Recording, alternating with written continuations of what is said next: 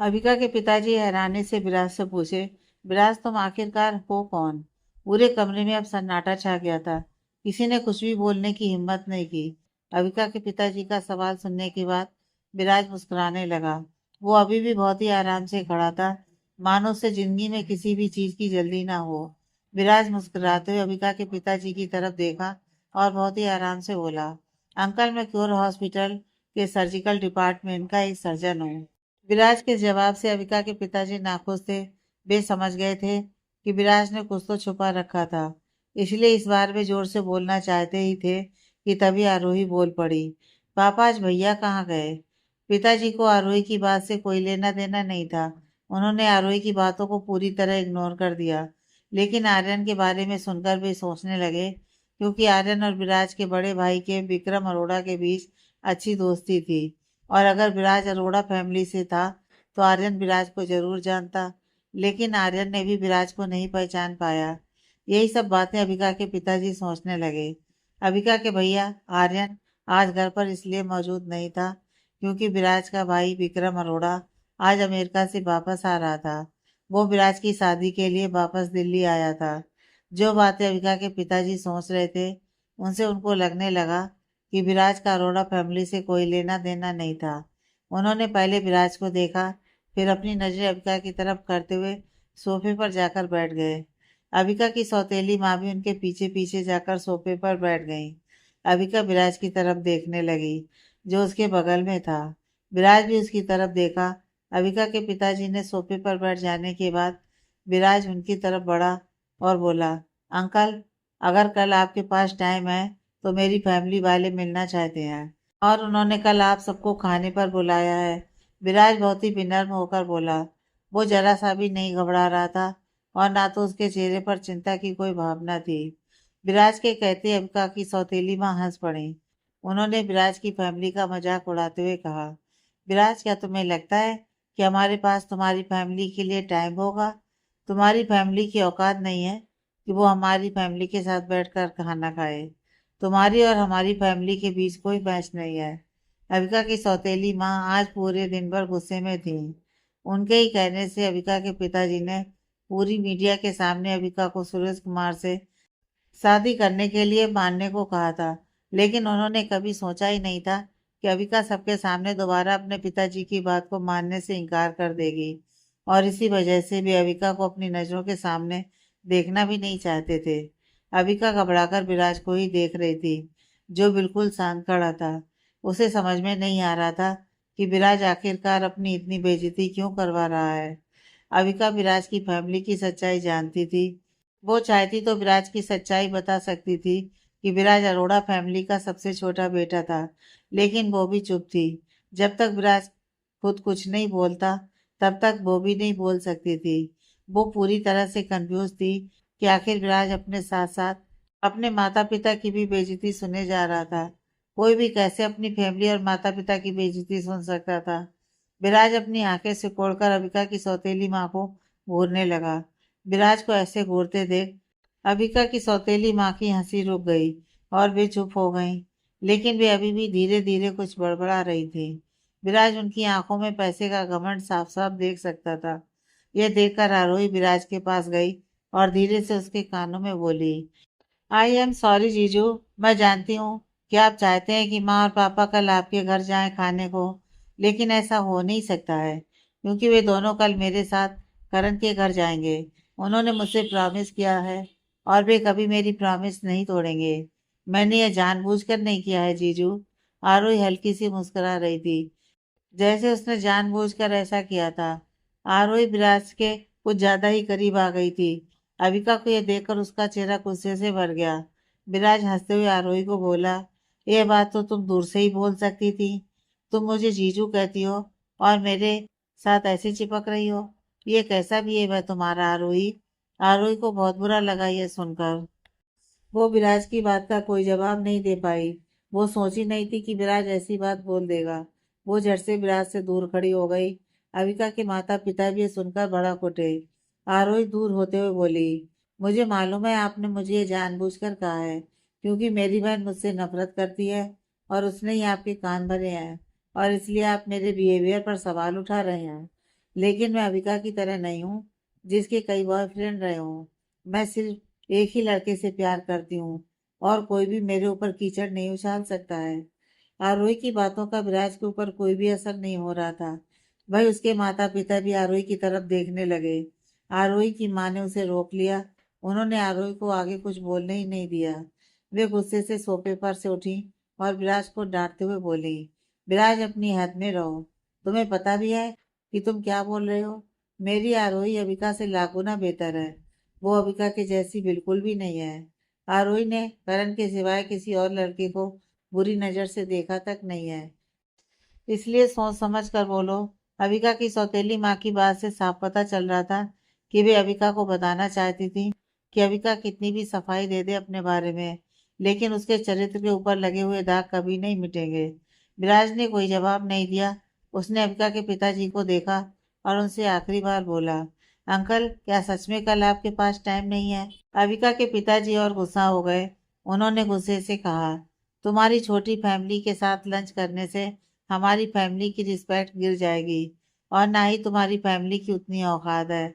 इतना बोलते ही वे सोफे पर से उठ खड़े हुए और वहां से चले गए। अभिका की सौतेली माँ बोली, अभिका तुम्हारे पापा तुम्हारी भलाई चाहते थे, लेकिन तुमने उनकी एक भी बात नहीं मानी। तुमने खुद एक मामूली डॉक्टर से शादी की है। मैं इसमें तुम्हारी कोई मदद नहीं कर सकती हूँ, क्योंकि तुमने आज ये हक खो दिया है। तुम्हारी वजह से हमारी फैमिली की कंपनी को बहुत बड़ा नुकसान हुआ है। अगर तुम सुरेश कुमार से शादी करने को मान जाती तो आज हमारी कंपनी का नुकसान नहीं हुआ होता। तो जैसा तुमने किया है वैसा ही अब भुगतो। पूरे हॉल में अब शांति छा गई थी। अविका की सौतेली माँ और बहन दोनों ही अपने अपने कमरे में जा चुकी थी। अविका विराज को देखते हुए बोली, विराज अब क्या होगा? मैंने पूरी कोशिश की लेकिन कुछ नहीं हुआ। स्टार्टिंग में मेरे माँ पापा ने कहा था कि मैं जिस भी लड़के से शादी करूंगी वे उससे मेरी शादी खुशी खुशी करा देंगे, लेकिन अभी पूरी तरह से पलट गए हैं। अविका घबरा गई थी क्योंकि वो जानती थी कि उसके माता पिता ऐसा जरूर करेंगे, लेकिन इतनी जल्दी करेंगे वो सोची नहीं थी। अविका के पास एक ही उम्मीद बची हुई थी कि विराज के फैमिली वाले उसे अच्छे से अपना लें और विराज और उसकी शादी रीति रिवाज से करा दें। विराज ने अविका का हाथ पकड़ा और बोला, तुम घबराओ मत, मैं तुम्हारे साथ हूँ, सब ठीक हो जाएगा। विराज अभी भी बहुत शांत था, जैसे उसे अविका के माता पिता की बात का कोई असर ही ना हुआ हो। अविका अपनी तरफ से पूरी कोशिश कर चुकी थी। अब विराज की बारी थी, लेकिन उसे नहीं पता था कि विराज आखिर सब कुछ कैसे ठीक करेगा। वो विराज का शांत चेहरा देखकर बोली, विराज क्या तुम जरा भी नहीं घबरा रहे हो? विराज मुस्कुराया और बोला, जाओ जाकर सो जाओ, रात बहुत हो गई है, गुड नाइट। इतना बोलकर विराज घर से चला गया। अबिका अपने कमरे में आकर बिस्तर पर लेट गई और वो गहरी नींद में सो गई। अगली सुबह जब उसकी नींद खुली तब सूरज निकल चुका था। वो उठकर फ्रेश हो गई और सीधे किचन में चली गई। अबिका की सौतेली माँ पहले से किचन में मौजूद थी। उन्होंने अबिका को देकर एक पेपर को टेबल पर फेंक दिया। अबिका ने इस पर कोई ध्यान नहीं दिया। वो चुपचाप जाकर ब्रेड और आमलेट बनाने लगी। जब अबिका की सौतेली माँ ने यह देखा कि अबिका ने कोई ध्यान नहीं दिया, उनका गुस्सा फूट पड़ा। वे जोर से बोली, अबिका उस पेपर पर साइन कर दो, फिर तुमने जो करना है तुम करती रहो। मेरे पास ज्यादा टाइम नहीं है। तुम्हारे पापा पहले ही घर से जा चुके हैं और मुझे भी उनके पास पहुंचना है, तो जल्दी पेपर पर साइन करो। अबिका एक पल के लिए रुक गई। वो पहले से ही थोड़ा उदास थी। उसके पिताजी कभी उसे अपनी बेटी की तरह प्यार नहीं किए और ना ही अबिका को अपनी बेटी माना। उसे तो अब लगने लगा था कि वे उसके सगे पिताजी भी ना हो। अबिका दोबारा ब्रेड और आमलेट बनाने में लग गई। उसने अपनी सौतेली माँ को पूरी तरह इग्नोर कर दिया। वो ब्रेड को टोस्ट करने और आमलेट बनाकर एक प्लेट में रखी। नाश्ते की खुशबू से पूरा किचन भर गया। वो प्लेट को उठा ली और ब्रेड का एक बाइट लेने ही वाली थी कि उसकी सौतेली माँ ने उसे रोक दिया और उसके हाथ में वो पेपर थमा दिया।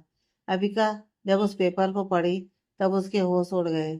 उसके हाथ कांपने लगे और जब तक वो समझ पाती तब तक एक गरम आमलेट उसके हाथों में गिर चुका था।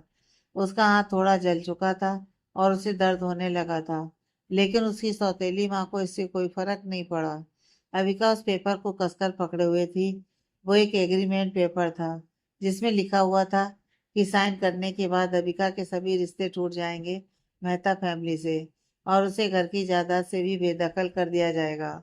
उसका चेहरा देखकर उसकी सौतेली माँ मनीमन बहुत खुश हो गई। वो अबिका को एक पेन देते हुए बोली, जल्दी से इस पेपर पर साइन करो। तुम्हारे साइन करते ही तुम्हारे सभी रिश्ते इस घर से खत्म हो जाएंगे। ना तो तुम्हारा इस फैमिली से कोई लेना देना होगा, और ना तो हमारा तुमसे कोई लेना देना होगा। अविका चुपचाप खड़ी थी। एग्रीमेंट पेपर बहुत ही साफ था। अविका अपनी मर्जी से विराज से शादी की थी, और उसने अपने घर वालों की बात नहीं मानी थी। इसी वजह से उसके फैमिली वाले उससे हर रिश्ता तोड़ना चाहते थे। एग्रीमेंट में यह भी लिखा हुआ था कि अगर फ्यूचर में अविका के साथ कुछ भी होता है तो उसकी जिम्मेदार अविका खुद होगी, चाहे विराज फ्यूचर में अविका को छोड़ दे तब भी। पूरे एग्रीमेंट में दो बातें बहुत इंपॉर्टेंट थी। पहली है कि अविका के सभी रिश्ते मेहता फैमिली से टूट जाएंगे, और दूसरी है कि वो अपने भाई से भी रिश्ता तोड़ लेगी और फ्यूचर में उनसे कोई मदद नहीं ले सकेगी। हर कोई जानता था कि अविका अपने भाई आर्यन की सबसे चहेती थी।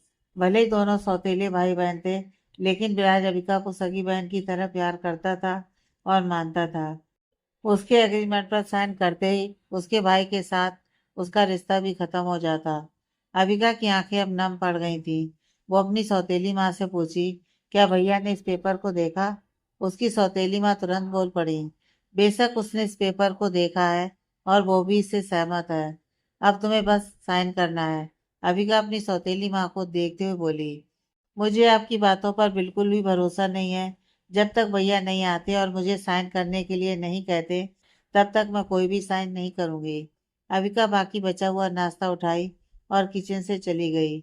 उसकी सौतेली माँ गुस्से से उसे रोकने की कोशिश की, लेकिन भी अविका को रोक नहीं पाई।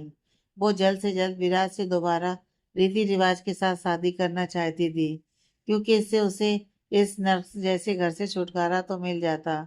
वो जल्द से जल्द तैयार हो गई और कुछ चीजें अपने बैग में रखने लगी। तभी उसकी सौतेली माँ वहां आ गई। उन्हें अबिका को ऐसे देखकर बहुत खुशी हो रही थी। अबिका अपनी सौतेली माँ को बिल्कुल भी नहीं देखी।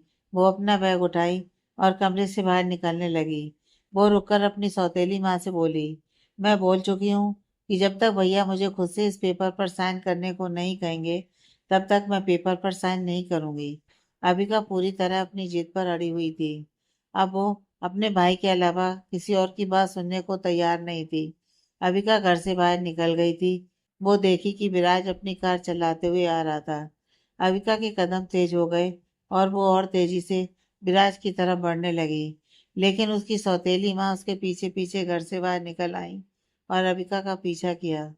अविका, वहीं रुक जाओ, तुम बिना साइन किए नहीं जा सकती हो। उन्होंने उस एग्रीमेंट पेपर को अपने हाथ में पकड़ रखा था और जोर जोर से चिल्ला रही थी। उनका चेहरा गुस्से से पूरी तरह से लाल हो गया था। इतना जोर से चिल्लाने के बाद भी अविका को कोई फर्क नहीं पड़ रहा था। जैसे ही विराज अपनी कार रोका, अविका उसके सामने खड़ी हो गई। विराज कार से बाहर निकला ही था कि अविका बोली, विराज जल्दी चलो यहाँ से। विराज पूरी तरह से हैरान था ये देखकर कि यहाँ चल क्या रहा था। उसने अविका की सौतेली माँ को काफी गुस्से में अपनी तरफ आते हुए देखा। भाई, अविका कार में जल्द से जल्द बैठना चाहती थी। वो जैसे ही कार का दरवाजा खोली, उसकी सौतेली माँ ने पीछे से उसका हाथ पकड़ लिया। विराज को कुछ समझ में नहीं आया कि यहाँ हो क्या रहा था। अविका की सौतेली माँ की सांस पूरी तरह फूलने लगी थी, और वे काफी जोर जोर से हाँफने लगी थी। उन्होंने एक लंबी सांस ली और गुस्से से बोली, अविका, अगर तुम अपनी मनमानी करनी है तो करो, लेकिन पहले तुम्हें इस पेपर पर साइन करना होगा। जब तुम्हें हमारी फैमिली की कोई परवाह ही नहीं है, तो हम तुम्हारी परवाह क्यों करें? तुम्हारी वजह से पहले ही हमारी कंपनी का इतना नुकसान हुआ है, और अगर सब कुछ ऐसा ही रहा तो एक दिन हम सब सड़क पर आ जाएंगे। तुम हमेशा से मनहूस थी, अब अपनी यह मनहूसियत किसी और के घर लेकर जाओ। उन्होंने अबिका के हाथ में उस पेपर को थमा दिया। उनकी आंखें गुस्से से लाल हो चुकी थी। विराज आगे बढ़कर उस पेपर को अबिका के हाथों में से ले लिया और पढ़ने लगा। अबिका का चेहरा पीला पड़ गया। वो बिल्कुल भी साइन नहीं करना चाहती थी, जब तक कि उसका भाई आर्यन खुद उसे साइन करने को न कहे। बचपन से ही अबिका ने कभी महसूस ही नहीं किया था कि माँ और पापा का प्यार कैसा होता है। अपनी सगी माँ को खो देने के बाद उसे कभी माँ का प्यार मिला ही नहीं, और ऐसे में सिर्फ आर्यन ने उसे अपनी बहन की तरह प्यार किया और कभी माता पिता की कमी खलने नहीं दी। ऐसे में अबिका बिना अपने भाई की राय जाने कैसे उस एग्रीमेंट पर साइन कर देती। वो भाई जिसने हर मुसीबतों से उसकी रक्षा की थी। जब अबिका के पिताजी दूसरी शादी करके घर लौटे थे, तब अबिका बहुत खुश हुई थी, क्योंकि वो उससे पहले बिल्कुल अकेली रहती थी और अब उसकी फैमिली मेंबर्स बहुत हो गए थे। उसके साथ खेलने के लिए एक भाई था, साथ में तो छोटे छोटे भाई बहन और थे। लेकिन धीरे धीरे अबिका को समझ आने लगा कि दूसरी शादी करने के बाद उसके पिता और उनकी जिंदगी दोनों बदल गई थी, और अविका अपने पिताजी से बहुत दूर हो चुकी थी। पूरी फैमिली में आर्यन के अलावा कोई भी अविका को प्यार नहीं करता था। अविका इस पल खुद को काफी बेबस महसूस करने लगी। भले ही उसकी जिंदगी अच्छी नहीं थी, लेकिन वो अपने घर को इस तरह छोड़ना नहीं चाहती थी। अविका, चुपचाप इस पेपर पर साइन कर दो और वापस इस घर में लौट कर आना मत। चाहे विराज तुम्हें मारे, तुम्हें छोड़ दे, तुम्हारे साथ कुछ भी करे, हमें तुमसे कोई मतलब नहीं होगा और ना ही कोई फर्क पड़ेगा। तुमने अपनी जिंदगी खुद चुनी है, तो अब निकल जाओ यहाँ से इस पेपर पर साइन करके। पता नहीं तुम सबसे अलग कैसे निकल गई। तुम्हारा भाई हमेशा फैमिली की इज्जत के बारे में सोचता है, और एक तुम हो जो सारी मीडिया के सामने अपने पापा की बेइज्जती करती है। तुम्हें हमेशा से हमने हर खुशी देने की कोशिश की, किसी चीज की कमी नहीं होने दी, और तुमने ऐसे हमारे एहसान चुकाए हैं, कंपनी का नुकसान करके। भगवान किसी को भी ऐसी बेटी ना दे जो अपने ही घर वालों पर दाग बन जाए और मानूसियत फैलाए। अब मैं तुम्हें और मानूसियत नहीं फैलाने दूंगी। अविका की सौतेली माँ बड़ा चढ़ाकर बातें बोल रही थी, ताकि विराज को भी यकीन हो जाए कि अविका अच्छी लड़की नहीं थी और वो अबिका को छोड़ दे, फिर अबिका हर जगह से बेघर हो जाए। लेकिन ऐसा कुछ नहीं। विराज आगे बढ़कर अबिका को अपनी तरफ खींच लिया। अबिका विराज को देखने लगी और उससे बोली, विराज, क्या मुझे साइन कर देना चाहिए? एक बार साइन करने के बाद अबिका के लिए उसके घर के दरवाजे पूरी तरह से बंद हो जाते। अब विराज ही अबिका का एकमात्र सहारा था। अबिका की सौतेली माँ की नफरत उसके लिए और भी बढ़ गई थी। वही विराज अविका को बस देखे जा रहा था। उसे नहीं पता था कि अविका क्या सोच रही थी और वो क्या चाहती थी। विराज को कुछ पता था तो सिर्फ यह कि अविका की पास्ट लाइफ बहुत दर्द भरी थी। विराज बस सोच सकता था कि अविका ने क्या क्या झेला होगा। विराज की नज़रों में एग्रीमेंट बिल्कुल सही था। वो अविका को ऐसे नर्क में बिल्कुल भी नहीं रहने देना चाहता था। विराज ज्यादा सोचा नहीं और बोला, तुम्हें साइन कर देना चाहिए अबिका। कम से कम तुम्हें इस नर्क से तो छुटकारा मिलेगा। विराज की बात सुनते ही अबिका की सौतेली माँ उसे गुस्से से देखने लगी, मानो उनका खून खौल रहा था। अबिका हैरानी से विराज को देखने लगी। वो बोली, लेकिन विराज, अगर मैं साइन कर देती हूँ तो मेरे सभी रिश्ते इस घर से टूट जाएंगे, यहाँ तक कि मैं भैया से भी दोबारा कभी नहीं मिल पाऊंगी। विराज विराज उसकी आंखों में देखते हुए बोला, अबिका, अबिका लिसन, तुम घबराओ मत, सब ठीक हो जाएगा। लेकिन विराज, इसके बाद मेरे साथ जो भी कुछ होगा उसकी जिम्मेदार मैं खुद होंगी। क्या तुम चाहते हो कि मेरे साथ ऐसा हो? अगर नहीं चाहते तो तुम मुझसे वादा करो कि तुम कभी मुझे अकेला नहीं छोड़ोगे और हमेशा मेरे साथ रहोगे, मेरा साथ दोगे। अबिका बोली। विराज थोड़ा सोच में पड़ गया। उसे अब समझ में आया कि आखिर क्यों अबिका पेपर पर साइन नहीं करना चाहती थी। अबिका नहीं चाहती थी कि फ्यूचर में उसे पछतावा हो यह फैसला लेकर। विराज ने अबिका के कंधे पर अपने हाथ रखते हुए बोला, मैं तुमसे वादा करता हूँ कि मैं तुम्हें कभी अकेला नहीं छोड़ूंगा और मैं तुम्हारा हमेशा साथ दूंगा, चाहे कोई भी सिचुएशन हो। यह सुनते ही अबिका के चेहरे पर हल्की सी मुस्कान आ गई। वो मुस्कुराते हुए बोली, तो ठीक है, मैं साइन करने को तैयार हूँ। लेकिन विराज, तुम अपने वादे से पीछे मत हटना। मेरे भैया के बाद मैं सिर्फ तुम पर भरोसा करती हूँ। मेरे भरोसे को मत तोड़ना विराज। अबिका अपनी सौतेली माँ से पेन ली और पेपर पर साइन कर दी, और पेपर को अपनी सौतेली माँ के हाथों में थमा दिया। पेपर पर अबिका के साइन देखकर उसकी सौतेली माँ का गुस्सा एकदम से गायब हो गया। वो मनी मन बहुत खुश हो गईं। उन्होंने कुछ नहीं कहा और वहां से चली गईं। अबिका विराज को देखते हुए बोली, विराज, सच में मेरा साथ नहीं छोड़ोगे ना? अगर तुमने ऐसा किया तो मैं मर जाऊंगी विराज। विराज ने झट से अपनी हथेली को अबिका के मुंह पर रख दिया। उसने अबिका को आगे बोलने का मौका नहीं दिया और बोला, ऐसी बातें मत करो, आज का दिन बहुत खास है, चलो मेरे साथ। विराज अबिका को कार में बिठाकर वहां से निकल गया। होटल ब्लू क्लास में आज एक बहुत बड़ा फंक्शन होने वाला था। आज बहुत से लोग वहां आए हुए थे। हॉल में मौजूद मेहमानों की नज़र बहुत ही चर्चित और फेमस लोगों पर पड़ रही थी। जो लोग बहुत कम ही किसी के फंक्शन को अटेंड करते थे, वहां मौजूद कुछ लोग अनुमान लगाने लगे कि आज यहाँ क्या होने वाला था। मुझे तो लगता है कि कोई बहुत ही अमीर फैमिली वाले ने यहाँ फंक्शन कराया है, नहीं तो इतने जाने माने लोग यहाँ पर नहीं आते। हाँ सही कहा, ये लोग यूं ही किसी के फंक्शन में नहीं जाते हैं। सचमुच बहुत ही अमीर फैमिली है जिसने फंक्शन रखा है। लोग आपस में बातें कर रहे थे। दरअसल आज विराज अविका से सगाई करने वाला था और इसलिए उसकी फैमिली ने इतना बड़ा फंक्शन रखा था। चूंकि अरोड़ा फैमिली की काफ़ी इज्जत थी पूरे शहर में, इसलिए भी एकदम से ही विराज की शादी नहीं करा सकते थे। इसलिए उन्होंने पहले सगाई कराने का फैसला किया। हॉल पूरी तरह मेहमानों से भर गया था। और तो और इतने मेहमान आए थे कि बहुतों को बैठने की जगह नहीं मिल रही थी। तो वहीं कुछ लोग बिन बुलाए सिर्फ फंक्शन को देखने के लिए हॉल के अंदर आना चाहते थे, लेकिन दरवाजे के पास हैवी सिक्योरिटी थी जो बिन बुलाए लोगों को अंदर आने से रोक रहे थे। मैंने तो अभी तक अरोड़ा फैमिली के छोटे बेटे को नहीं देखा।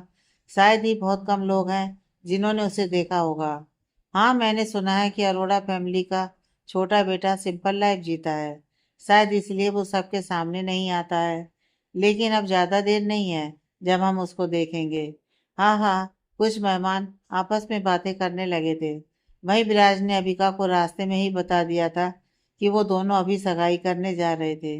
विराज अबिका को होटल के पीछे वाले दरवाजे से अंदर ले गया, जहां दोनों को तैयार होना था।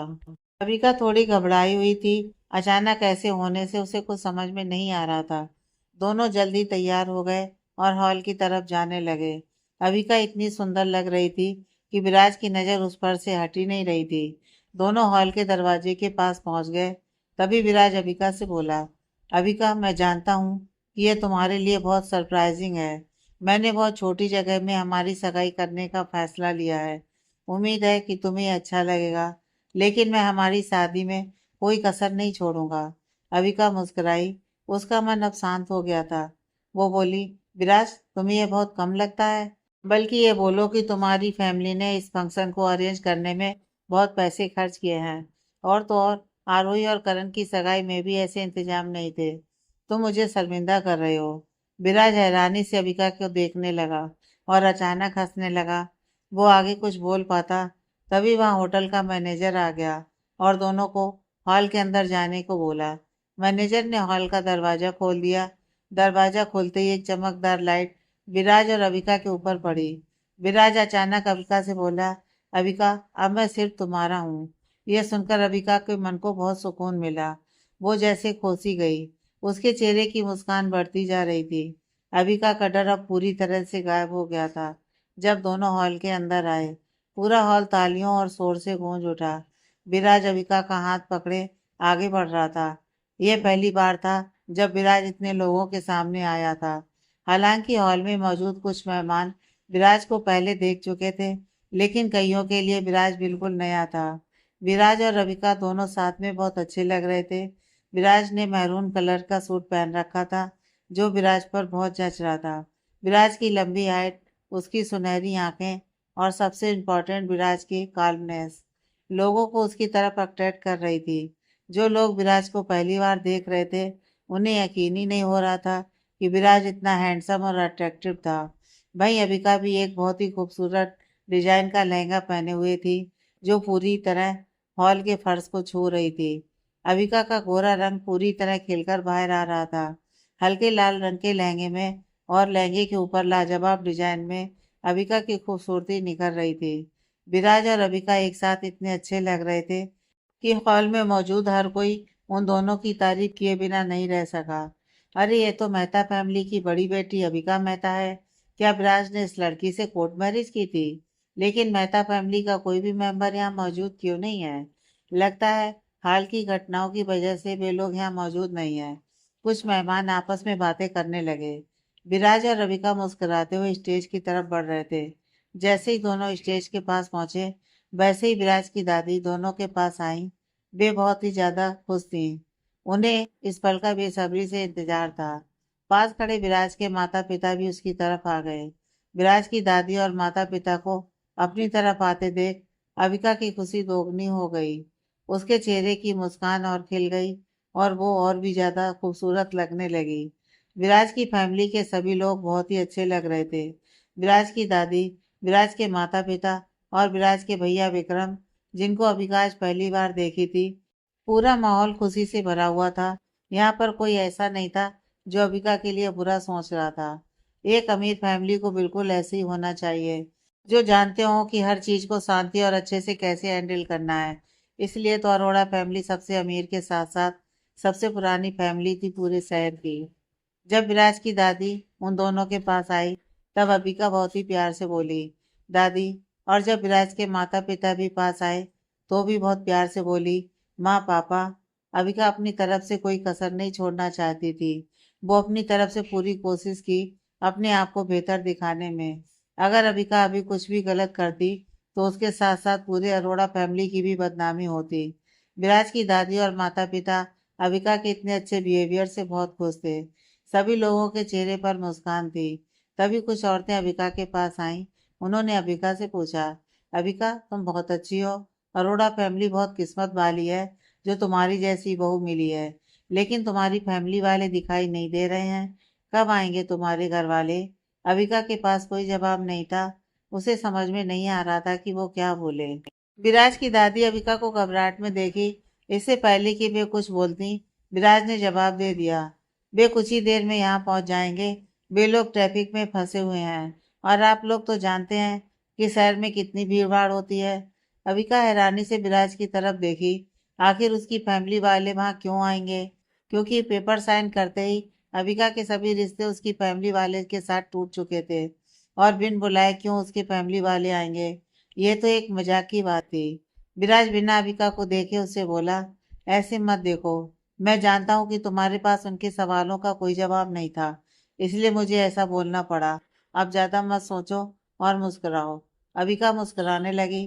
तभी दादी बोली, चलो बेटा, मैं तुम्हें कुछ मेहमानों से मिलवाती हूँ। अबिका दादी के साथ चली गई। अबिका को बहुत लोग जानते थे। आपके पोते ने तो आपके लिए बहुत सुंदर बहू ढूंढी है।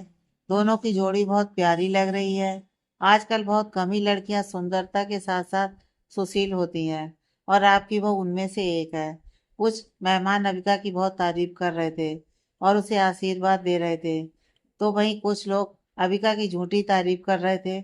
उनको लगता था कि अबिका कभी अच्छी लड़की हो ही नहीं सकती थी। वहीं अबिका को अब जाकर पता चला कि विराज की फैमिली की कितनी इज्जत थी पूरे शहर में। और अरोड़ा फैमिली की अच्छी रेपुटेशन तब से और बढ़ गई जब विराज के दादाजी शादी करके दादी को घर में लाए। तब से अरोड़ा फैमिली की रेपुटेशन बढ़ती चली गई। और इसी के चलते कोई भी अरोड़ा फैमिली के साथ रिश्ते बिगाड़ना नहीं चाहता था। और तो और, कोई चाह कर भी ऐसा करने की हिम्मत नहीं करता, क्योंकि नुकसान सीधे तौर पर उन्हीं का होता जो अरोड़ा फैमिली के साथ अपने रिश्ते बिगाड़ता। विराज की दादी अबिका को कई मेहमानों से मिलाई और आखिर में दोनों विराज के पास आ गए। विराज के पास आते ही अबिका धीरे से विराज को बोली, भले ही मेरे माँ पापा कैसे भी हों, लेकिन मैं चाहती थी कि कम से कम मेरी सगाई में तो वो मौजूद होते। अबिका दिल से चाहती थी कि उसके फैमिली वाले वहां मौजूद होते, उसे झूठा ही आशीर्वाद दे देते। अबिका ये सब सोच ही रही थी कि विराज ने उसकी बातों का जवाब देते हुए कहा, वे नहीं आएंगे। अबिका बहुत निराश हो गई। वो ऐसा महसूस करने लगी जैसे वो कोई अनाथ थी। उसके पास उसके माता पिता होते हुए भी उसे ऐसी सिचुएशन का सामना करना पड़ रहा था। थोड़ी देर चुप रहने के बाद अबिका बोली, तो क्या मेरी फैमिली में से कोई यहाँ नहीं आएंगे? अबिका की आंखों में अभी भी एक उम्मीद की किरण थी, और विराज अबिका की आंखों की उम्मीद को टूटते हुए देख रहा था। वो अबिका को और दुखी नहीं करना चाहता था। विराज अबिका से बोला, हाँ आएंगे ना, तुम्हारे भैया आएंगे। इतना सुनते ही अविका की आंखों की चमक बढ़ उठी। खुशी से उसके चेहरे की मुस्कान खिल उठी, जिससे उसका चेहरा और भी खूबसूरत दिखने लगा।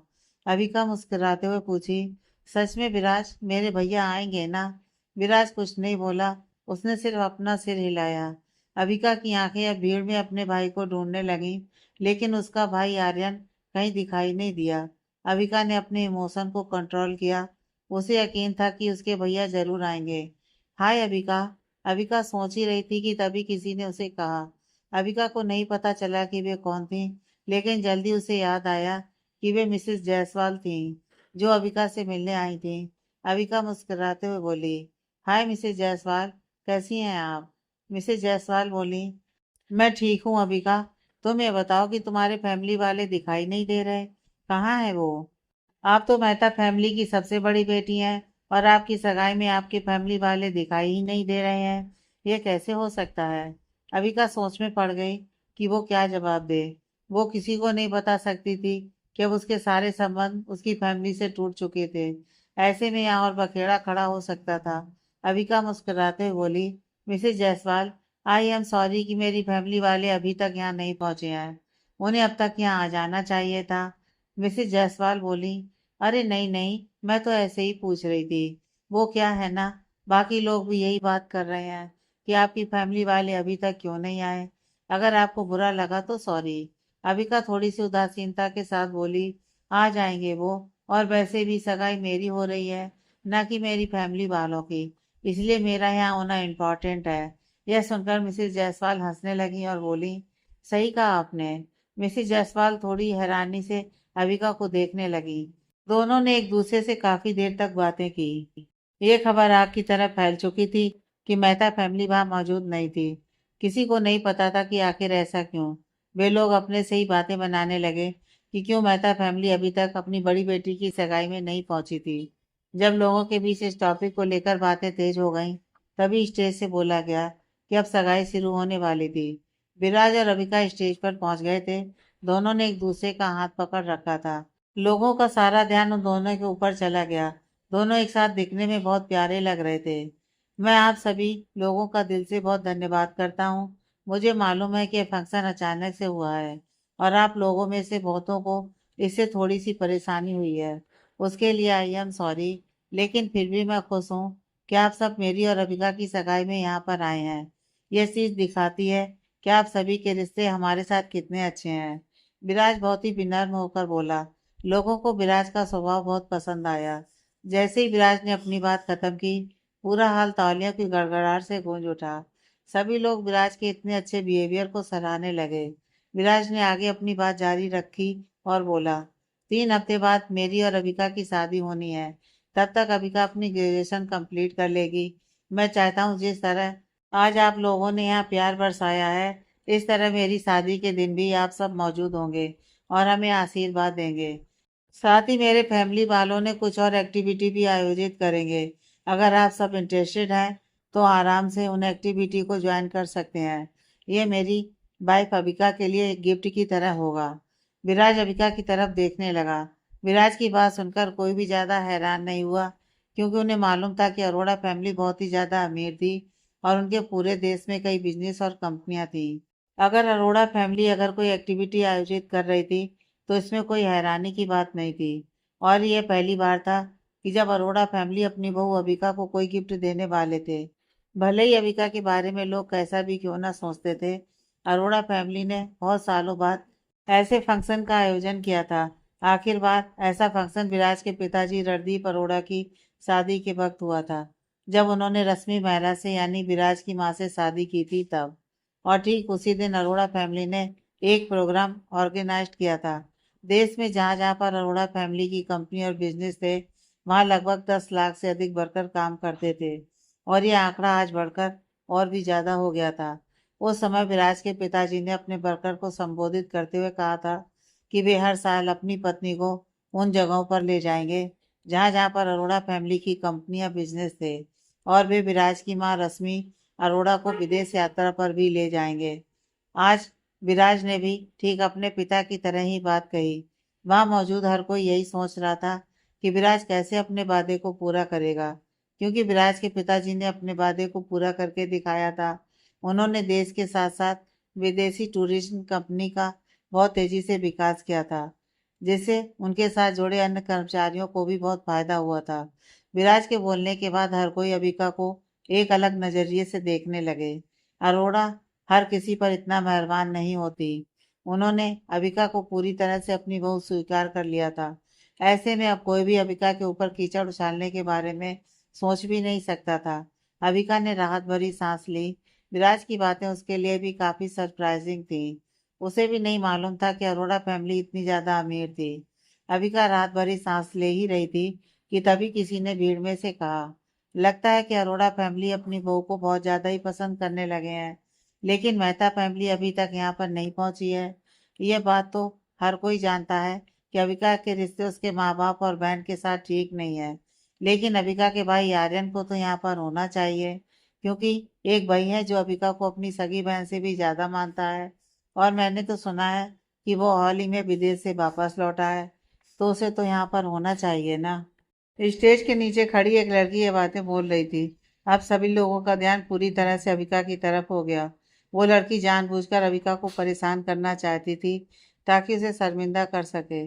पूरे शहर में और भी कई फैमिलियां थीं जो अरोड़ा फैमिली के साथ अपना रिश्ता जोड़ना चाहती थी और अरोड़ा फैमिली के बेटों से शादी करना चाहती थी।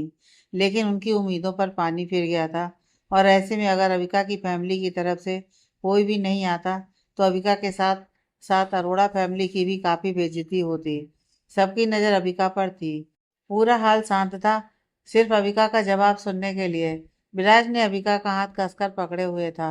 अविका धीरे से बोली, आई एम सॉरी। वो क्या है ना कि अविका आगे कुछ बोलती, इससे पहले सभी लोगों का ध्यान हॉल के दरवाजे की तरफ चला गया। दरवाजे के पास खड़े व्यक्ति को देखकर अविका बहुत खुश हो गई। दरवाजे पर और कोई नहीं बल्कि आर्यन खड़ा था। वो अंदर आते हुए बोला, मैं माफी चाहता हूँ कि आप सब इतनी देर से मेरा इंतजार कर रहे हैं।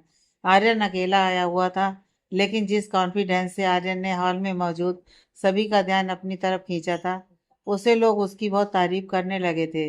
आर्यन स्टेज पर चला गया और अविका की दादी और माता पिता को प्रणाम किया। फिर उसने अविका को गले लगा लिया और सामने खड़े मेहमानों से बोला, मेरी छोटी सी बहन कब इतनी बड़ी हो गई, मुझे पता ही नहीं चला। जब भी मैं इसे देखता हूँ तो ये अभी भी मुझे एक छोटी बच्ची ही दिखाई देती है, जो बचपन में हर वक्त मेरे पीछे घूमा करती थी। टाइम कितनी जल्दी बीत जाता है पता ही नहीं चलता है। आज तुम बहुत ज्यादा खूबसूरत लग रही हो मेरी प्यारी बहन। अपने भाई की बात सुनकर अविका की आंखें नम हो गईं। उसका दिल रोना चाहता था, लेकिन अविका सबके सामने रो नहीं सकती थी, इसलिए उसने अपने इमोशन को कंट्रोल में रखा। आर्यन विराज को देखते हुए बोला, जो अविका के बगल में खड़ा था, विराज मेरी बहन बहुत मासूम और भोली है, इसका अच्छे से ख्याल रखना। इसने बहुत कुछ सहा है, उम्मीद है कि तुम मेरी बहन को खुश रखोगे। विराज ने मुस्कुराते हुए आर्यन की बात पर हामी भरी। आर्यन की मौजूदगी सभी को बहुत अच्छी लगी। अब मेहता फैमिली के किसी भी मेंबर्स के होने ना होने से कोई फर्क नहीं पड़ने वाला था। अविका विराज से बोली, मैं बहुत खुश हूँ कि भैया मेरी सगाई में आए, लेकिन जब से मैंने उन पेपर पर साइन किया है तब से मेरा कोई रिश्ता नहीं रह गया है भैया के साथ। अब तुम्हें मुझे प्रोटेक्ट करना होगा विराज। भले ही अभी अबिका की बातें उतनी जरूरी नहीं थी, लेकिन अबिका जो बोली थी वो सच्चाई थी और कोई भी इस बात को बदल नहीं सकता था। अबिका को नहीं पता था कि विराज के फैमिली वाले आर्यन को पसंद करेंगे भी या नहीं, और ना तो ये पता था कि उसका भाई आर्यन अब चीजों को कैसे संभालेगा। धीरे धीरे सगाई का कार्यक्रम आगे बढ़ा और विराज और अबिका ने एक दूसरे को अंगूठी पहनाई। अबिका बहुत ही ज्यादा खुश थी। आखिर अब वो पला ही गया था जब वो कह सकती थी कि अब वो विराज से कभी जुदा नहीं हो पाएगी। चारों तरफ माहौल खुशी वाला था। हर कोई फंक्शन को एंजॉय करने में लगा हुआ था। अब लोगों को इस बात से कोई परवाह नहीं थी कि अबिका के माता पिता आए हैं या नहीं आए, क्योंकि आर्यन ने बहुत ही अच्छी तरह से पूरे माहौल को संभाला था। लेकिन विराज की फैमिली ने एक बार भी अबिका की फैमिली का जिक्र नहीं किया। अब फंक्शन पूरी तरह से खत्म हो चुका था। सारे मेहमान वापस जाने लगे थे। होटल ब्लू क्लास के मैनेजर मेहता, जिन्होंने इस फंक्शन को बेहतर बनाया, उन्होंने अपनी तरफ से पूरी कोशिश की और सभी चीज़ों का ध्यान रखा। सभी मेहमान विराज और अबिका दोनों से मिलकर और दोनों को आशीर्वाद देते हुए जा रहे थे। सारे मेहमानों के चले जाने के बाद अबिका ने राहत की सांस ली। वो बहुत ज़्यादा थक चुकी थी।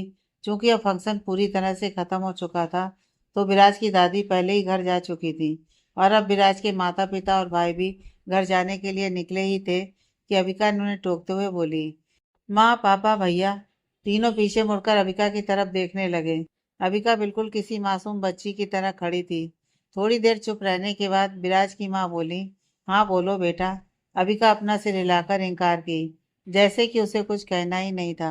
विराज की माँ आगे बोली, अब तुम्हारी और विराज की सगाई हो चुकी है और जैसे ही तुम ग्रेजुएशन हो जाओगी वैसे ही हम तुम्हारी और विराज की शादी करवा देंगे। अगर तुम तब तक हमारी फैमिली के साथ टाइम बिताना चाहती हो तो तुम बिता सकती हो, लेकिन अभी हम सब बहुत थक चुके हैं और तुम भी बहुत थकी हुई लग रही हो, तो जल्दी से तुम और विराज घर आ जाना। अबिका अपना सिर लाई। वो मनी मन बहुत खुश हुई विराज की माँ की बात सुनकर। अब उसके रास्ते में कोई भी दिक्कत नहीं थी। ना तो अब कोई भी अविका के साथ जबरदस्ती करेगा कि वो कुमार ग्रुप के मैनेजर सुरेश कुमार से शादी कर ले। अब लगभग अविका की मुश्किलें पूरी तरह से खत्म सी हो गई थी। विराज के माता पिता और भाई तीनों वापस घर लौट गए थे। अब होटल में सिर्फ अविका और विराज ही थे। तभी मैनेजर मेहता विराज के पास आकर धीरे से बोला, सर, मल्होत्रा फैमिली के बेटे करण और उसकी मंगेतर यहाँ आ रहे हैं आपसे मिलने के लिए। ये सुनते ही विराज ने अपनी बहुएं चढ़ा ली। उसने तुरंत मैनेजर मेहता से कहा, तो मैं क्या करूं? विराज की बात सुनकर मैनेजर मेहता चुप हो गया। अबिका विराज का हाथ कसकर पकड़ ली। वो जानती थी कि विराज को इस बात से कोई फर्क नहीं पड़ता था कि अब उसकी पहचान सबके सामने आ गई थी। लेकिन अबिका अभी भी नहीं चाहती थी कि करण और आरोही विराज की असली आइडेंटिटी जान पाए। वो विराज से बोली, मुझे उन दोनों से नहीं मिलना है और ना ही मैं चाहती हूँ कि तुम्हारी असलियत दोनों को पता चले, इसलिए चलो यहाँ से। विराज अबिका की बात से पूरी तरह एग्री हो गया। होटल के कुछ स्टाफ दोनों को पीछे के दरवाजे से ले जाने लगे। इधर जब करण को पता चला कि मसूर अरोड़ा फैमिली अपने छोटे बेटे की सगाई कर रही थी तो वो जल्द से जल्द मिलने के लिए चला आया।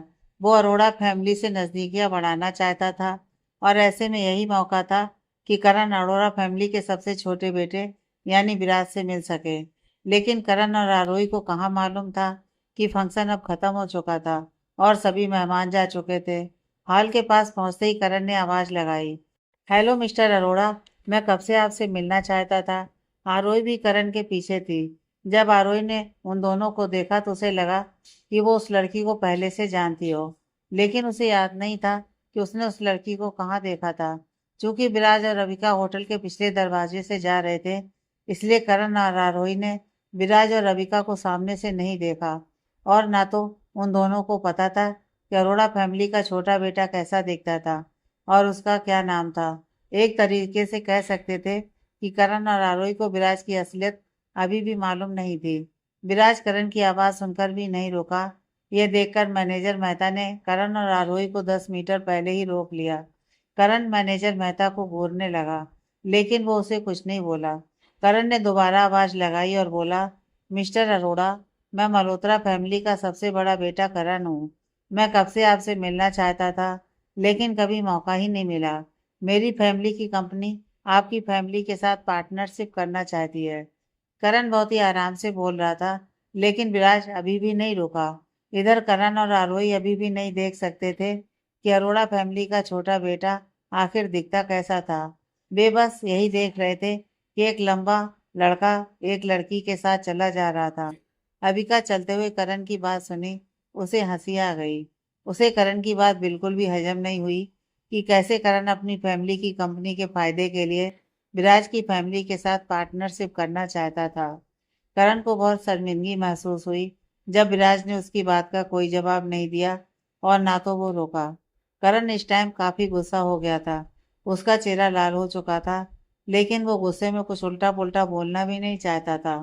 देखते ही देखते विराज और रविका करण और आरोही की नजरों से पूरी तरह ओझल हो गए। लेकिन आरोही अभी भी सोच में पड़ी हुई थी कि जैसे वो उस लड़की को जानती थी जो अरोड़ा फैमिली के सबसे छोटे बेटे के साथ चली जा रही थी। मगर इतना सोचने के बाद भी आरोही नहीं समझ पाई कि वो लड़की और कोई नहीं बल्कि उसकी बहन अविका ही थी। आखिर में दोनों निराश होकर वापस लौट गए। अगले दिन सारे अखबार में विराज और रविका की सगाई की खबर छपी हुई थी, लेकिन इसमें खास बात यह थी कि इसमें किसी भी तरह की फोटो नहीं छपी थी और ना तो विराज और रविका का नाम था। खबर बस इतनी थी कि मसूर अरोड़ा फैमिली के छोटे बेटे ने अपनी गर्लफ्रेंड के साथ सगाई रचाई। शहर की जानी मानी फैमिली की बेटियां अरोड़ा फैमिली में शादी करना चाहती थीं, लेकिन उनका ख्वाब अब पूरी तरह से टूट चुका था। अविका अपने भाई के साथ वापस अपने घर आ गई थी। आर्यन उसे अपने साथ लेकर आया था, यह कहकर कि जब तक तुम्हारी और विराज की रीति रिवाज के साथ शादी नहीं होती तब तक अबिका अपने ही घर में रहेगी, चाहे उसने कैसा भी पेपर साइन क्यों ना किया हो।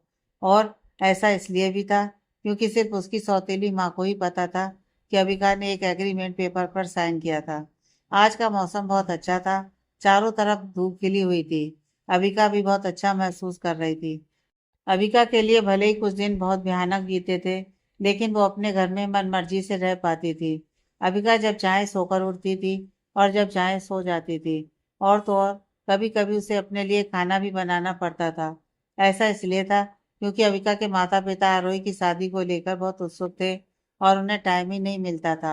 और सबसे बड़ी बात यह कि किसी को परवाह नहीं थी अबिका की। अबिका अपने डेस्क पर बैठी थी और अपने असाइनमेंट को पूरा करने में लगी हुई थी। और वो बहुत बिजी थी। उसका पूरा ध्यान अपनी असाइनमेंट पूरा करने में लगा हुआ था, क्योंकि उसे अपने ग्रेजुएशन होने से पहले ही कॉलेज में जमा करना था। तभी अविका ने दरवाजे की खटखटाहट की आवाज़ सुनी। वो झट से उठकर दरवाजा खोलने के लिए गई, लेकिन सामने खड़े लोगों को देखकर उसका मूड थोड़ा खराब हो गया। वो रूखेपन से बोली, तुम दोनों को कुछ काम है मुझसे? अविका के सामने आरोही और करण खड़े थे। इससे पहले कि अविका आगे कुछ बोल पाती, आरोही से धकेलते हुए कमरे के अंदर ले आई। आरोही बहुत खुश लग रही थी। वो शर्माते हुए बोली, दी, क्या आप अभी भी अपने असाइनमेंट को पूरा करने में बिजी हैं? यह सुनकर अबिका थोड़ा गुस्सा हो गई और बोली, क्या तुम यही पूछने के लिए यहाँ पर आई हो? आरोही अबिका की डेस्क की तरफ देखी, जहाँ बहुत सारी चीजें बिखरी हुई थी। वो बोली, नहीं दी, कुछ बात है? हाँ तो जल्दी बोलो, मेरे पास टाइम नहीं है, मैं बहुत बिजी हूँ। अबिका बोली।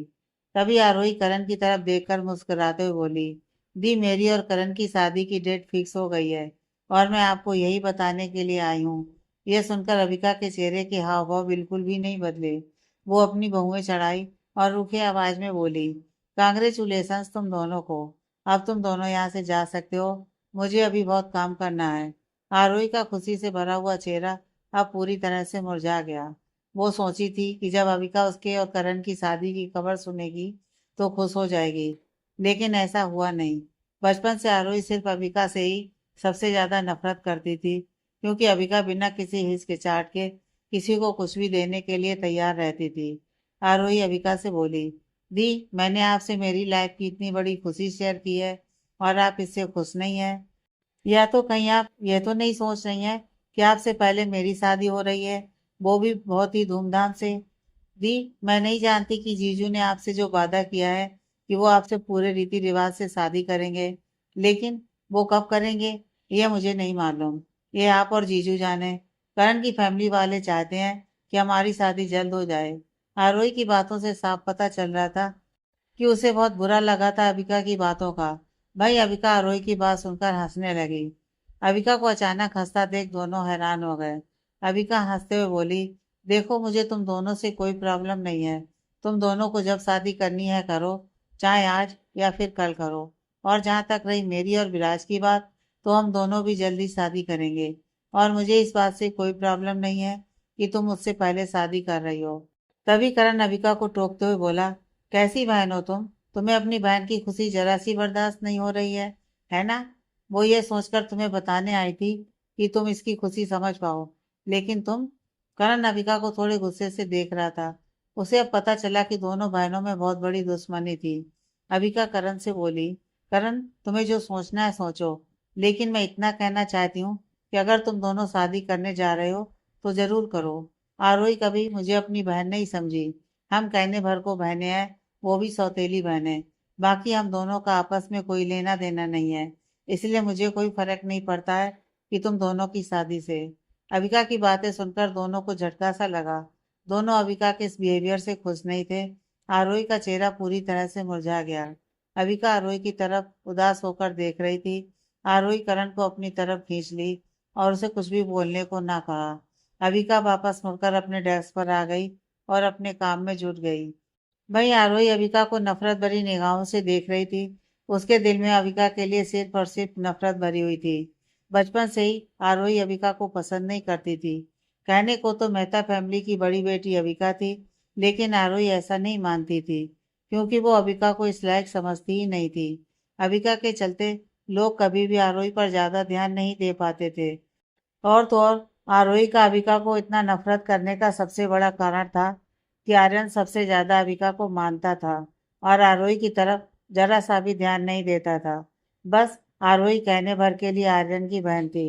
अगर अविका नहीं होती तो आर्यन की नज़रों में आरोही सबसे प्यारी बहन होती और अपने फैमिली की इकलौती राजकुमारी होती। लोग उसके बारे में बातें करते और उसे जानते। हर कोई जानता कि आरोही कितनी अच्छी लड़की थी। अब तो आरोही अविका के पास मौजूद हर चीज को छीनना चाहती थी। वो साबित करना चाहती थी कि वो अविका से बहुत बेहतर है। 3 दिन बाद अविका सुबह जल्दी उठकर तैयार हो गई। उसने अपने चेहरे पर बस हल्का सा मेकअप किया। वो बहुत हड़बड़ी में थी। उसने सिंपल सी ड्रेस पहन रखी थी। अविका के घुंघराले बाल बंधे हुए थे और वो बहुत ही साधारण दिख रही थी। जैसे ही अविका तैयार हुई वैसे ही किसी ने दरवाजा खटखटाया। अविका जल्दी से अपना बैग उठाकर दरवाजे की तरफ चली गई। दरवाजा खोलते ही वो अपने भाई को देखकर मुस्कुराई। बस हल्की सी मुस्कान से अविका के डिंपल खिल उठे और वो अपने भाई से बोली, गुड मॉर्निंग भैया। Good morning Avika. अब जल्दी चलो, तुम पहले से ही लेट हो। आर्यन अविका के हाथ से फाइल लेते हुए बोला। दोनों जल्दी से कार में बैठ गए और चले गए। आज अविका का प्रेजेंटेशन था उस कॉलेज में। जो असाइनमेंट वो बना रही थी उसे आज शो करना था। अविका कार में ही ब्रेड और जूस पी रही थी।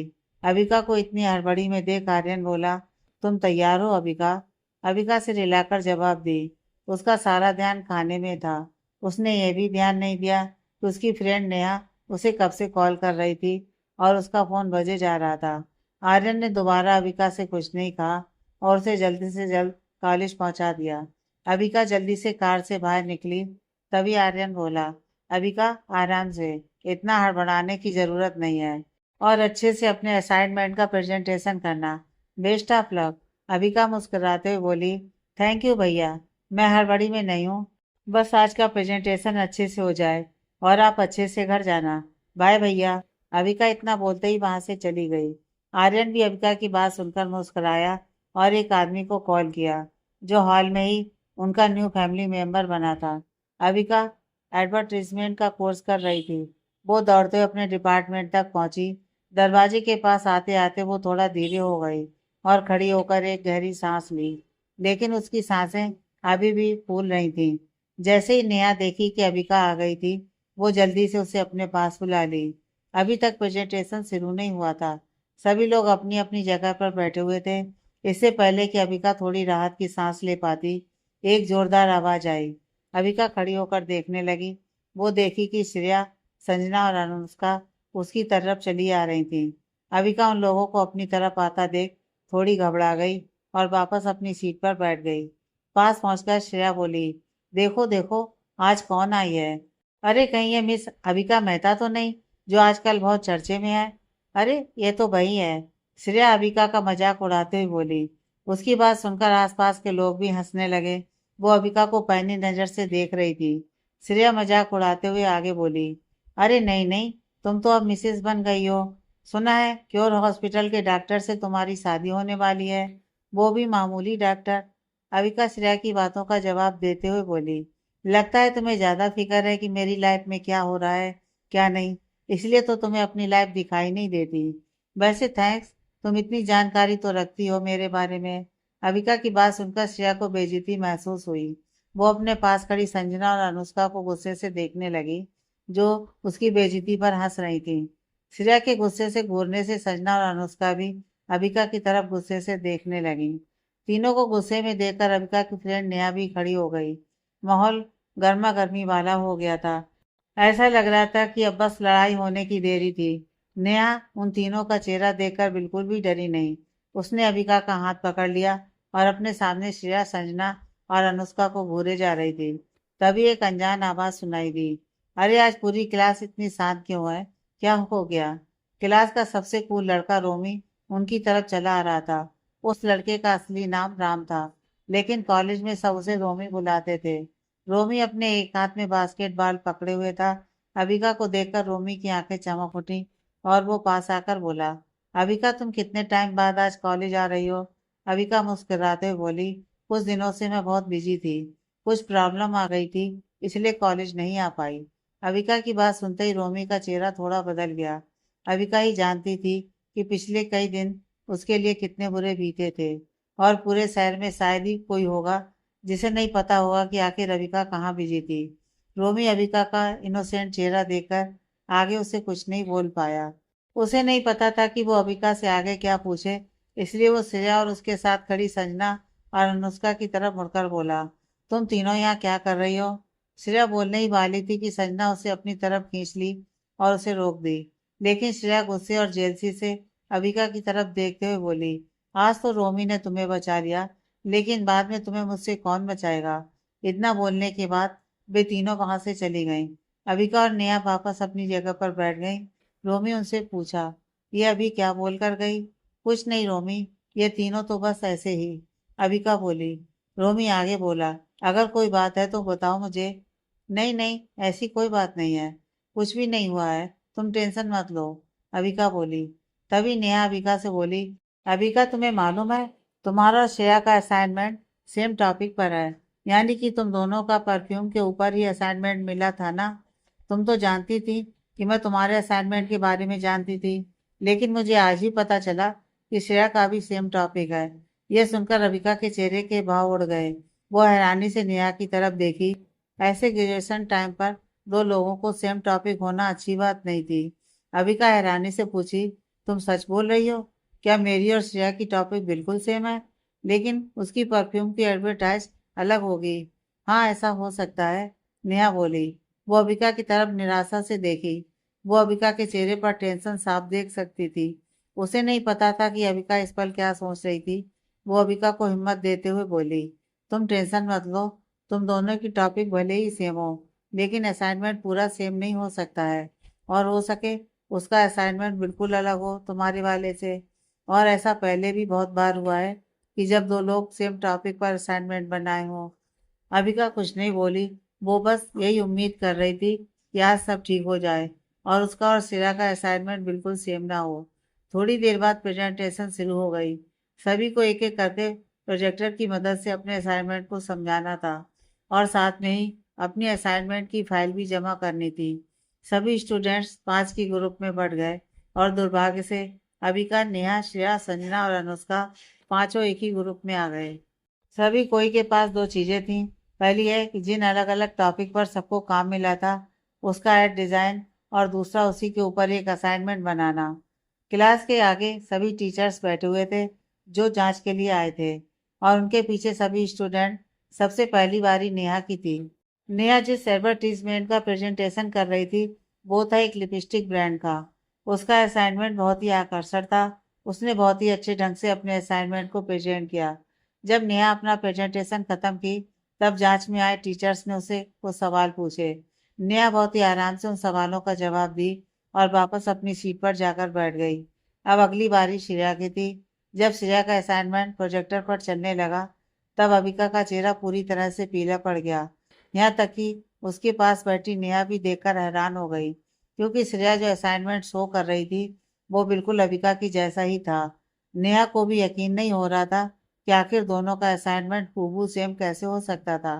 अबिका पहले ही नेहा को अपने असाइनमेंट दिखा चुकी थी, तो वहीं प्रोजेक्टर पर चल रही असाइनमेंट में यह दिखाया जा रहा था कि एक लड़की बाथरूम से नहाकर निकली थी। उसके शरीर पर ताजी धूप पड़ रही थी, जिससे उसका बदन और भी निखर रहा था। ऐसे में वो लड़की अपने हाथों को फैलाई कि उसके कंधे पर परफ्यूम की एक बूंद गिर पड़ी, जिसकी खुशबू में वो लड़की खो गई। उसके कंधे पर एक बहुत ही खूबसूरत बटरफ्लाई की टैटू बनी हुई थी, और ऐसा लग रहा था जैसे उस परफ्यूम की वजह से वो बटरफ्लाई जिंदा हो गई थी। उस परफ्यूम की खुशबू से आसपास माहौल खुशनुमा हो गया और कंधे पर टैटू की बटरफ्लाई अपने सुंदर पंखों को प्यार से हिलाने लगी, जैसे कि उसे वो रस मिल गया हो जिसकी वो तलाश कर रही थी। तभी लड़की को एहसास हुआ कि यह सब परफ्यूम का कमाल है। इतने में वहां पिंक कलर से लिखा हुआ आया, your perfume the smell of his body. इसके बाद श्रेया का प्रेजेंटेशन खत्म हो गया और वो चुपचाप खड़ी हो गई। असाइनमेंट बहुत ही ज्यादा शानदार और आकर्षक था। सामने बैठे टीचर्स भी आपस में चर्चा करने लगे और प्रेजेंटेशन की तारीफ करने लगे। प्रेजेंटेशन खत्म होने के बाद अविका पूरी हैरानी से श्रेया की तरफ देखने लगी। जब श्रेया अपने असाइनमेंट को दिखाना शुरू की तब से ही अविका अपने दोनों हाथों को आपस में पकड़कर बैठी हुई थी। वो यही सोच रही थी कि टॉपिक सेम होने से क्या हुआ, असाइनमेंट तो सेम नहीं होगा। लेकिन असाइनमेंट देखने के बाद अविका को समझ में ही नहीं आ रहा था कि वो अब क्या करे, क्योंकि अविका का भी असाइनमेंट बिल्कुल सेम था। अविका को समझ में नहीं आ रहा था कि आखिर ऐसा हुआ कैसे। तभी उसे श्रेया की आवाज़ सुनाई दी, टीचर्स, आई होप कि आपको मेरा असाइनमेंट पसंद आया होगा। श्रेया अपने असाइनमेंट को शो करके बहुत खुश थी, क्योंकि क्लास में मौजूद सभी लोग उसके असाइनमेंट के बारे में चर्चा कर रहे थे। वहीं अविका इससे काफ़ी गुस्सा थी। वो अपने गुस्से पर काबू नहीं रख पाई और अपनी सीट पर खड़ी होकर गुस्से से चिल्लाई, श्रेया, तुमने मेरा असाइनमेंट चुराया है। अविका के बोलते ही सभी का ध्यान उसकी तरफ हो गया और पूरे क्लास में इतनी शांति छा गई कि एक सुई गिरने तक की आवाज़ सुनाई पड़ जाती। नेहा भी अविका के साथ खड़ी होकर श्रेया को गुस्से से घूरने लगी। उसे भी यकीन नहीं हो रहा था कि आखिर ये हुआ कैसे। दोनों का असाइनमेंट सेम कैसे हो गया। सामने बैठे टीचर्स ने अविका से कहा, अविका, तुम्हें मालूम भी है कि तुम क्या बोल रही हो? ये श्रेया का अपना असाइनमेंट है और तुम इस पर इल्ज़ाम लगा रही हो। क्या तुम्हें यहाँ कोई बखेड़ा खड़ा करना है? अविका की रेपुटेशन कॉलेज में भी थोड़ी ख़राब थी। और तो और, जब वो ग्रेजुएशन के लास्ट में जब से आई थी, तब से वो अपने एडवर्टीजमेंट डिजाइनिंग पर ज़्यादा ध्यान देने लगी थी।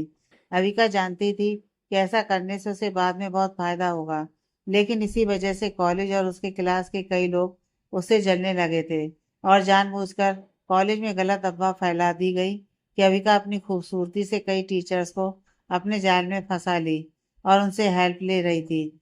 ऐसे में उसके ऊपर और भी गलत आरोप लग गए थे कि उसका अफेयर टीचर्स के साथ चल रहा था। लेकिन अविका कुछ दिन पहले ही अपनी बेगुनाही पूरे मीडिया के सामने साबित कर दी। लेकिन अभी भी कुछ लोग अविका को अच्छा नहीं समझते थे।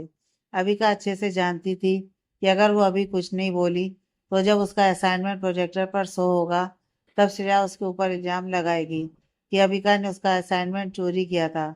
ऐसे में अविका के पास अपने बचाव करने का कोई रास्ता नहीं मिलता। इसलिए अविका अभी ही बोल दी। वो अपनी मेहनत को यूं ही बेकार नहीं होने देना चाहती थी। वो अपने गुस्से को दबाने की पूरी कोशिश की। हालांकि वो अभी भी गुस्से से श्रेया को घूरे जा रही थी। अविका सामने बैठे टीचर से पूरे कॉन्फिडेंस से बोली, सर, श्रेया का असाइनमेंट बिल्कुल मेरी कॉपी है। ये मेरा असाइनमेंट है। मुझे नहीं मालूम कि श्रेया के पास ये कैसे आई, लेकिन ये मेरी असाइनमेंट है।